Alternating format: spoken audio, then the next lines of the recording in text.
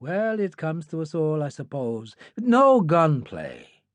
You two will be in and out so quickly you won't know what's happening. A piece of cake." He took several stacks of $100 bills from the briefcase and put them on the bar counter. 10,000. Do we deal? And greed, as usual, won the day as Pierre ran his hands over the money. "Yes, my friend. I think we do." "Good. I'll be back at 11 then." Dillon closed his briefcase. Gaston went and unlocked the door for him, and the Irishman left. Gaston closed the door and turned. "What do you think?" Pierre poured 2 cognacs. "I think our friend Rocard is a very big liar. But also a very dangerous man," Gaston said. "So what do we do?" "Wait and see." Pierre raised his glass. "Salut." Dillon walked all the way to the warehouse in Rue de Hellier, twisting from one street to another, melting into the darkness occasionally to check that he wasn't being followed. He had learned a long time ago that the problem with all revolutionary political groups was that they were riddled with factions and informers, a great truth where the IRA was concerned. Because of that, as he had indicated to Arun, he preferred to use professional criminals whenever possible, when help was needed. Honest crooks who did things for cash. That was the phrase he'd used. Unfortunately, he didn't always hold true, and there had been something in Big Pierre's manner. There was a small Judas gate set in the larger double doors of the warehouse.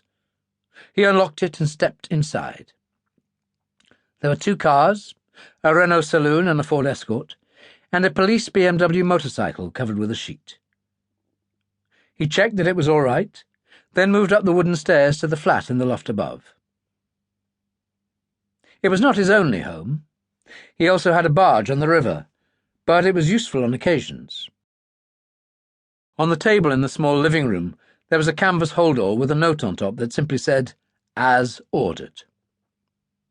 He smiled and unzipped it. Inside was a Kalashnikov PK machine gun, the latest model. Its tripod was folded, the barrel off for easy handling, and there was a large box of belt cartridges, a similar box beside it. He opened a drawer in the sideboard, took out a folded sheet, and put it in the holdall.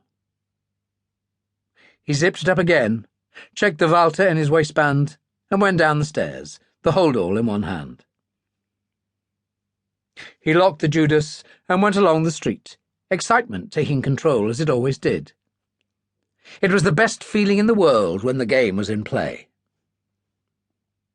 He turned into the main street, and a few minutes later hailed a cab and told the driver to take him to Le Chat Noir.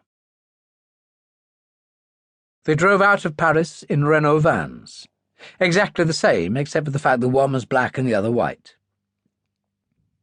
Gaston led the way, Dillon beside him in the passenger seat, and Pierre followed. It was very cold. Snow still mixed with the rain, although it wasn't lying. They talked very little, Dillon lying back in the seat, eyes closed, so that the Frenchman thought he was asleep.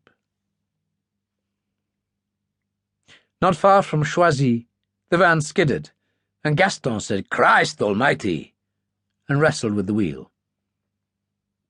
Dillon said, "Easy, the wrong time to go in the ditch. Where are we?" "Just past the turning to Choisy. Not long now." Dillon sat up. The snow was covering the hedgerows, but not the road. Gaston said, "It's a pig of a night. Just look at it." "Think of all those lovely dollar bills," Dillon told him. "That should get you through." It stopped snowing. The sky cleared, showing a half moon, and below them at the bottom of the hill was the red light of the railway crossing. There was an old disused building of some sort at one side, its windows boarded up, a stretch of cobbles in front of it lightly powdered with snow. "Pull in here," Dillon said.